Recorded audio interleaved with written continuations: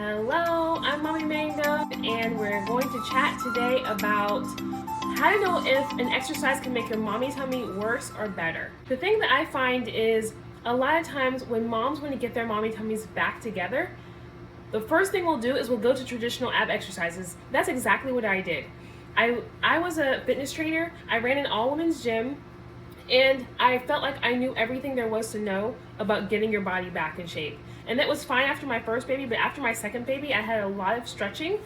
And the same exercises that I did after my first baby did not work after my second baby. And here's why.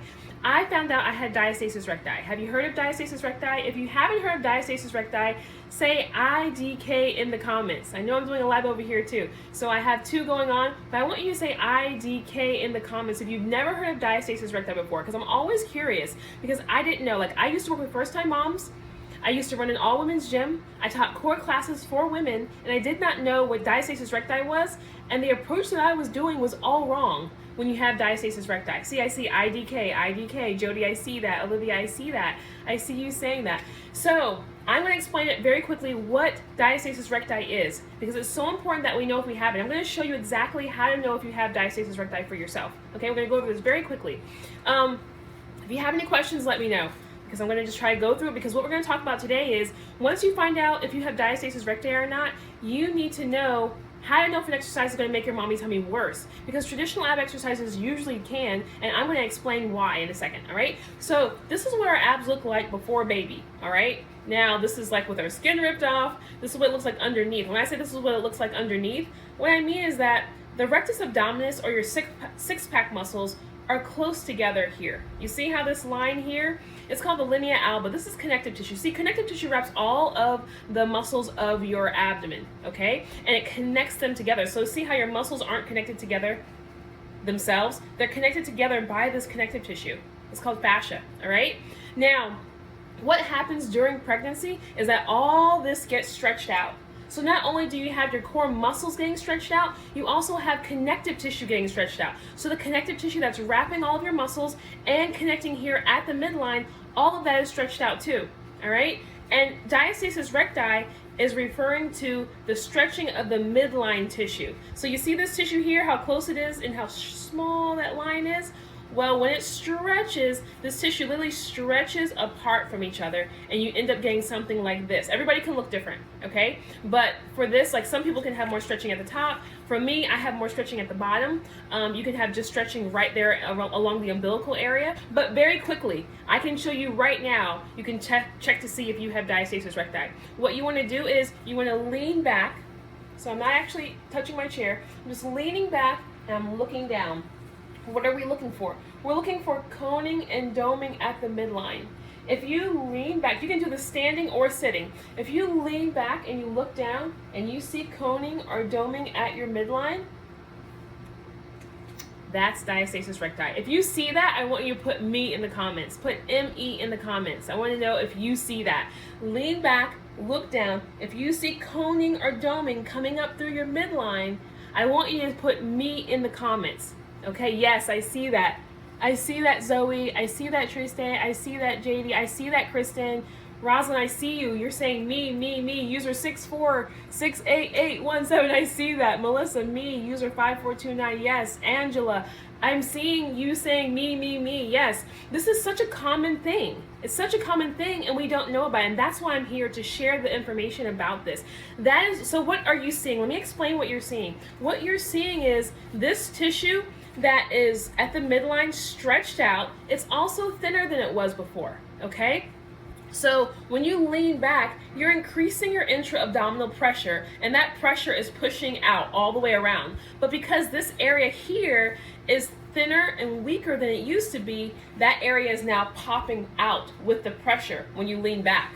So what you're seeing is the stretched out tissue poking out, okay? That's what you're seeing. That's diastasis recti. That's the stretched out tissue pushing its way out, okay? So when you see that, now that you see, this is why I like to wear this suit, because I really feel like it helps you like really visualize what's going on.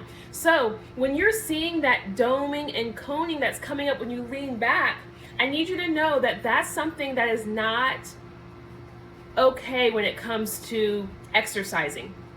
Because what happens is, if you're putting excessive pressure forward on that diastasis recti, you're going to get this excessive doming here at the midline, and that can actually make the situation worse. It can stretch it out further if you're doing that repeatedly. Here's a little story. I had a lady come into my Facebook group, Mommy Mango's Diastasis Recti Support Group, which is linked somewhere, and she said to me, I did a CrossFit program thinking I was going to get abs of steel, and I came out with a pointy belly. I need to know what to do. She was super disappointed because she was thinking she was doing all the right things with the sit-ups and the Russian twists and all of this. When you look up traditional ab exercises on YouTube, that's what you get. Because when you think of washboard abs, you think of sit-ups, right? You think of crunches, all right? But now you see, now think about this. When you're doing sit-ups, what are you doing? You're leaning back and you're increasing that intra-abdominal pressure, and you're seeing coning and doming coming up. Okay, the pressure is pushing out on this stretched out tissue, and that's causing more stretching if we're doing that repeatedly. All right, and that is what happens when we think sit-ups are the right thing for me. And this is the thing, if we have diastasis recti or stretched out connective tissue in any form or fashion, that is something that we need to avoid, is excessive doming. Okay, if it domes a little bit, it's not going to hurt you. But if it domes to the extent, like all the way to the max where it can't dome anymore, then all it can do is push more on that tissue, and that's what you don't want.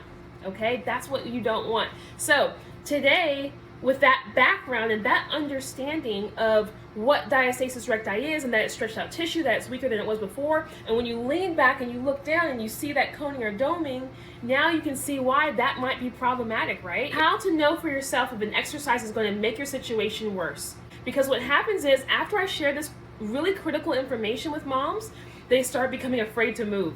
And then they start messaging me like, hey, Mommy Mango, they send me pictures and videos like, is this exercise okay? Is this exercise okay? Is this exercise okay? I'm like, I don't want you to freak out.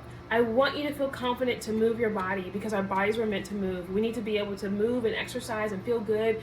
So I'm going to give you a few things to look out for, so you can know for yourself without having to go to anybody else if an exercise is right for you. And if you're looking for the right exercises, it's linked. It's linked there. You know where to find the links, okay?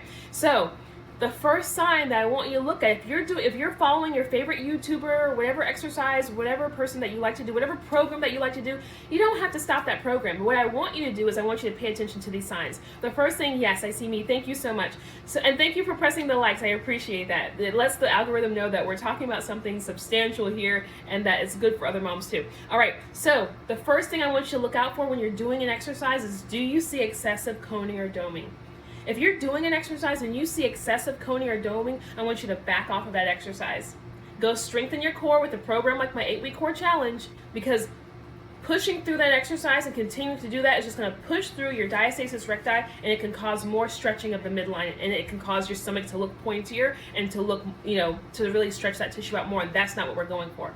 All right? So that's number one, excessive coning or doming. Number two, I want you to assess whether or not you have leaking when you're doing an exercise. Let's say you're doing burpees. That's such a popular thing. Burpees and different HIIT workouts. If you're jumping up and down and you leak sometimes when you're doing an exercise, that means your core is not ready for that. I want you to understand, like in my 8-week core challenge, we are working on both the core and the pelvic floor, because the pelvic floor is actually part of your core. If you experience leaking, I know this is a sensitive topic and this is TMI, but if you experience leaking, put a little hand up or put me in the comments. As moms postpartum, it's not uncommon. You are not alone, but it's not something that we have to deal with long term. Okay, let me explain this. Our deep core, our transverse abdominis, so we have our rectus abdominis, our six-pack muscles. We have our external obliques. See, I see me. So if you're watching, you are not alone. Other people here are saying me. I experience leaking sometimes when I sneeze, laugh, cough, play with my kids, jump, do a burpee, okay? That is showing you that there's some pelvic floor weakness that we need to work on. All right, and you have your rectus abdominis, your external obliques, your internal obliques, and underneath all of those muscles, you have your deepest core muscle, your transverse abdominis. Your transverse abdominis wraps around your entire core and cinches your waistline in. That transverse abdominis is also connected to your pelvic floor.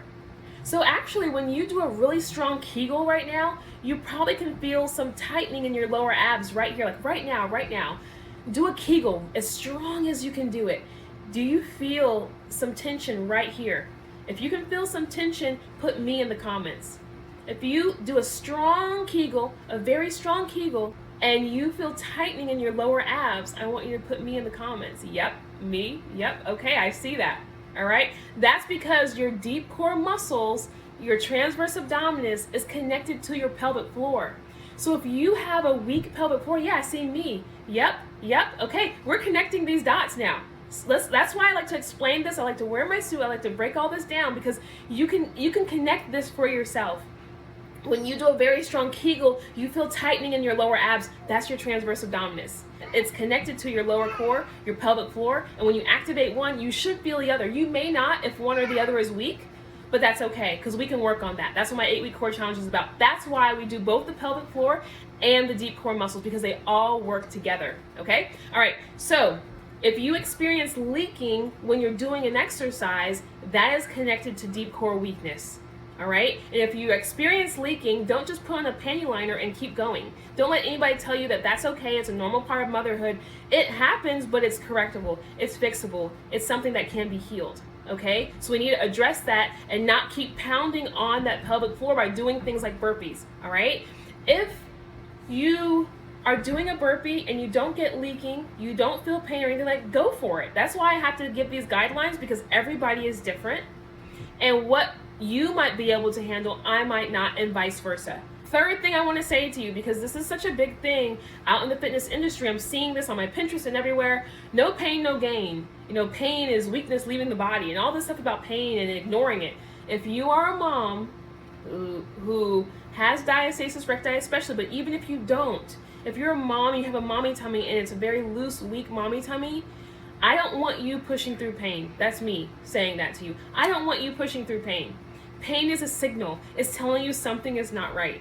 So if you're doing an exercise and you feel, especially lower pelvic pain, lower back pain, if you feel hip pain, I've had moms come to me who felt even knee pain, because this is what happens. If our transverse abdominis that wraps around our core, cinches our waistline in, if that is weak, then other muscles around, because that muscle helps to stabilize us, keeping us upright, keeping us strong, keeping our core nice and tight all the way around, including our back.